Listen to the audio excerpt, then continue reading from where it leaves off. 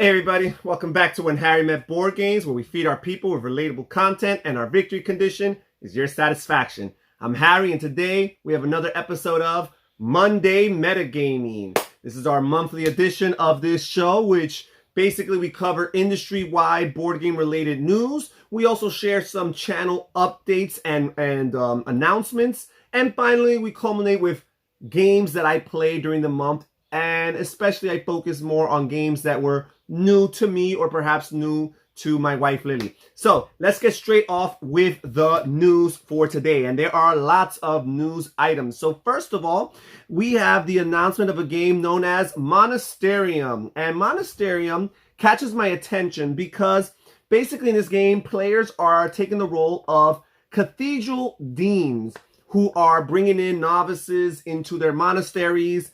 And I guess they're teaching them the ways of life and expanding their horizons and expanding their land and building buildings.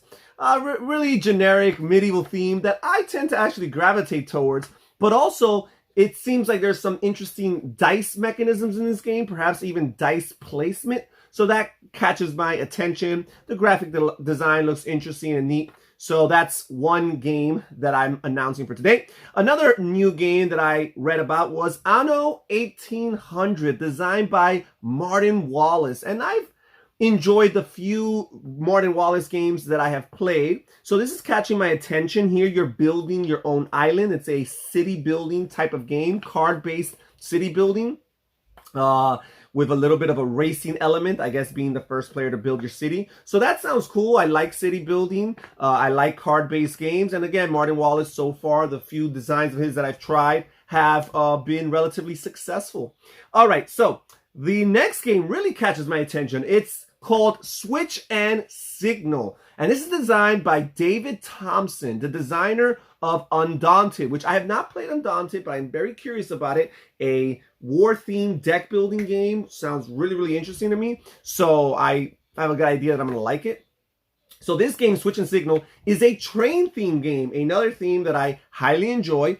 And here it's also a pick up and deliver game, which is not rare, right? Lots of train theme games, you know, kind of lend themselves to that pickup and delivery mechanism.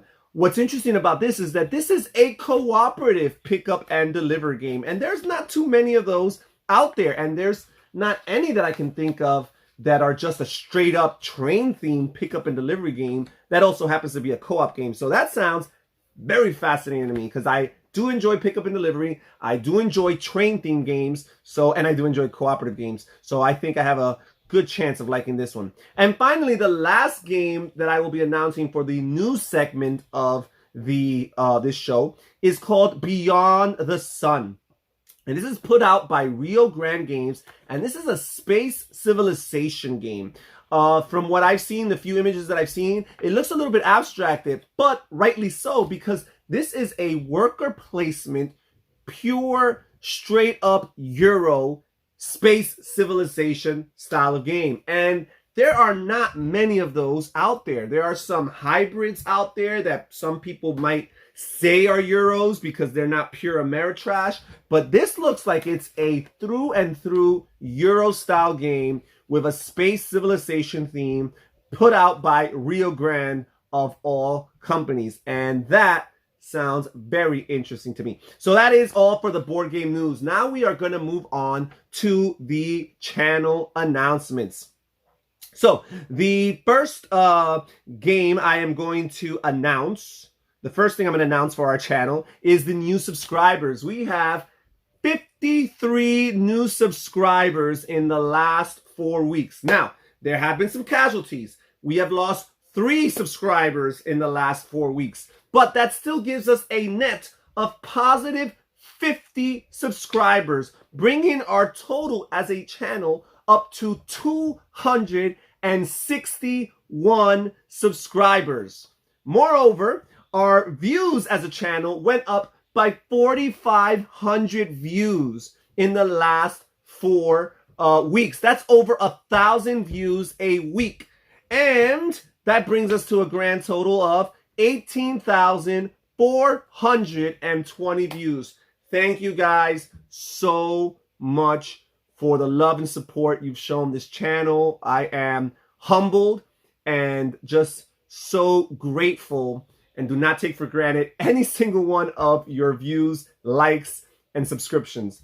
So again, thank you guys all so much for the support.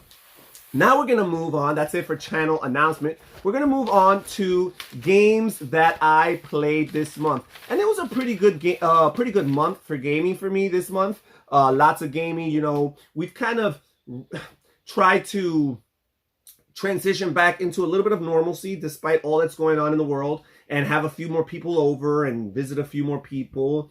And I played a lot of games this month, in particular with non-gamers, so lots of my gateway games came out and things like that. And speaking of a gateway game that was new to me in the last couple weeks is Machikoro. And Machikoro is a super duper duper light game. I am not, it's, you know, it doesn't really have any chance of making it to like my top 100 or anything. But you know what? For that purpose of gateway game, a game I could play with a non-gamer or even a younger gamer, I think it serves its purpose. It's interesting, you know, for people who are familiar with things like Catan. It's a very smooth transition, and it's a very quick game. I'm not going to say that it's better than Catan, because I think Catan is a little bit more of a robust, fuller experience, but Catan was also a much longer experience, right, for a gateway style of game. So I think it's cool. It meets that requirement for that gateway style of game. So Machikoro was one of the new games that I played in the last couple weeks. Another new game that I played in the last few weeks for me is Eldritch Horror. Eldritch Horror, designed by Corey Konieczka and published by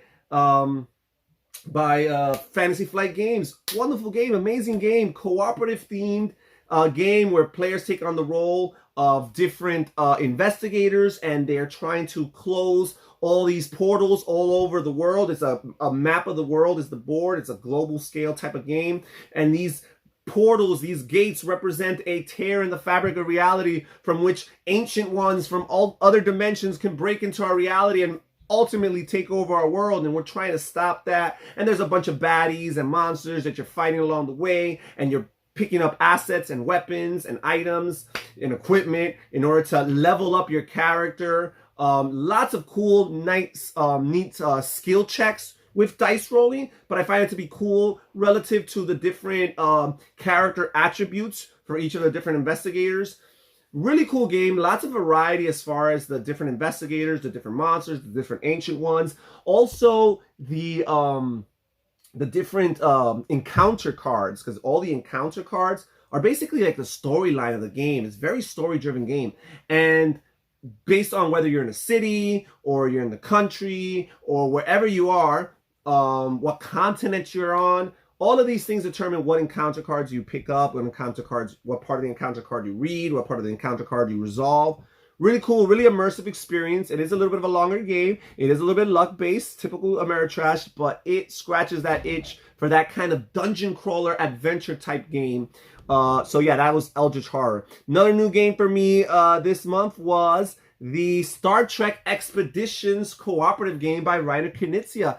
And I've really been liking that game. I've played it solo a few times. I've played it with my nephews and niece, and it's just been a hit. I like cooperative games. I've always had a great appreciation for Star Trek, in particular the Next Generation. I have kind of gotten back into the Star Trek craze by watching the recent movies based on the original Star Trek, and I've actually gotten into watching the original Star Trek series, and it's been pretty good based on its time. Obviously, it's the 1960s, special effects and all those things, but it's been pretty good. It's been pretty entertaining, and yeah, so here I am playing Star Trek, gotten back into it, liking the IP, liking the universe that it's in, and liking the cooperative play and the mechanisms in this game. I know this game gets lots of hate and very little love out there from board game reviewers. They tend to like some other Star Trek themed games. But I think this is cool. I like the cooperative nature of it all. Even that makes me feel very Star Trek-like. The fact that I have my crew and we're going on this adventure and we're trying to accomplish these missions and these objectives. Really cool. I like the way that you roll to resolve these different tests for the different missions. I like the back and forth play in that you have to go down to the planet that you're orbiting and back to the Starship Enterprise, depending on what type of actions you're doing. You also have to keep the Klingon ship at bay, right, as you try to resolve different political and scientific objectives on the actual planet that you're orbiting, which is the planet of Nibia. Lots of really cool things. A good amount of Star Trek flavor in what's a very solid, mechanically sound cooperative game. That's Star Trek Expeditions. We also played, my wife and I played Cusco for the first time ever a couple of times this month. And that is the sequel to Tikal, the reprinting of Java, designed by Michael Kiesling and Wolfgang Kramer. Great, excellent designers. I appreciate both of them drastically. This is a beautiful production. As a matter of fact, I have the game right here. It's a beautiful production. And I love this game because it has a three-dimensional aspect to it. And it is so cool because basically the two main mechanisms in this game is action point allowance, which they've innovated in a game like Tikal. Really brilliant. The idea that you have a certain amount of action points and you need to budget it accordingly, and you have a pool of actions to choose from, and the actions based on what they do cost a certain amount of action points.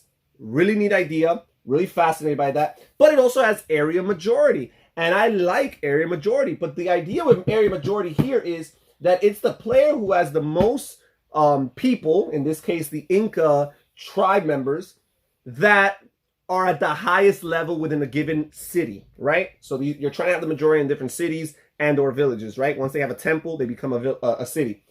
But even if you have more Inca in the city, if your opponent has an Inca at a higher level than all your Incas, well, that's the level that we're counting on. So again, it's a three-dimensional feel to it. It's also tile placement, another mechanism that I love. It has a little bit of auction bidding because you throw this little festival at the end of certain rounds based on the temples, and players can go back and forth bidding and increasing different cards that they're contributing towards the festival. So it combines a lot of really neat mechanisms that I enjoy. Really brilliant, beautiful game. Cusco, that was new to us as well. Also, Paris Connection, a very light train-themed, almost stock market game where players are, building their routes of trains, and they don't have an individual route, but there's 6 different companies, different colors, and based on how you connect those train companies to different cities, to more valuable cities, all of that increases the value of the train. And then you're trying to pick up train pieces that represent stocks or shares within that company and see who has the most money at the end of the game by having the most shares within the most valuable companies. It's a cool game. It's nice and neat to introduce that type of topic. Very light. It's about 30 minutes, maybe even less.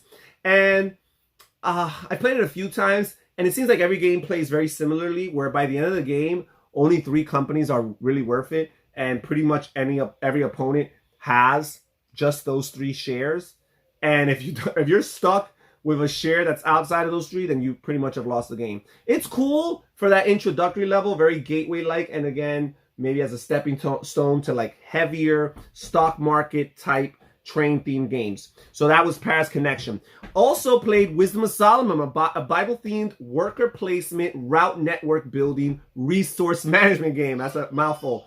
Really, really enjoy it. Like the theme, the Bible theme game speaks to us, but also mechanically speaking, it's a very sound worker placement game. The route network connection makes tons of sense in the gathering of your different resources. Lots of really cool things. We also played Wisdom of Solomon. This is a Bible-themed game where players are trying to build the Temple of Solomon. This game includes worker placement, route network building, resource management, all mechanisms that I really, really enjoy. The route network building is so intuitive. It makes so much sense because it's basically how you produce your different resources throughout the game, which you're going to use towards the construction of your temple. Really, really neat. Plays really well. Has even a good solitaire mode for the game, which I have played a few times as well. So that's a new game to us this month.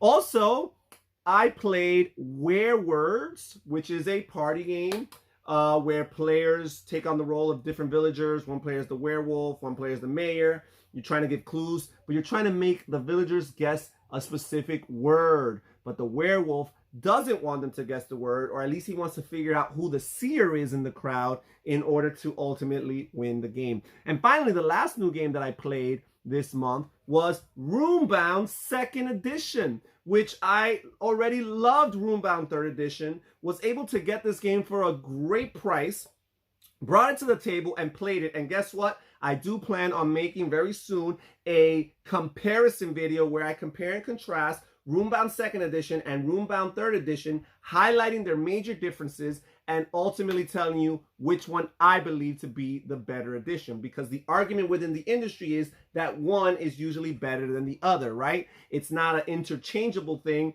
because the games are different enough, right?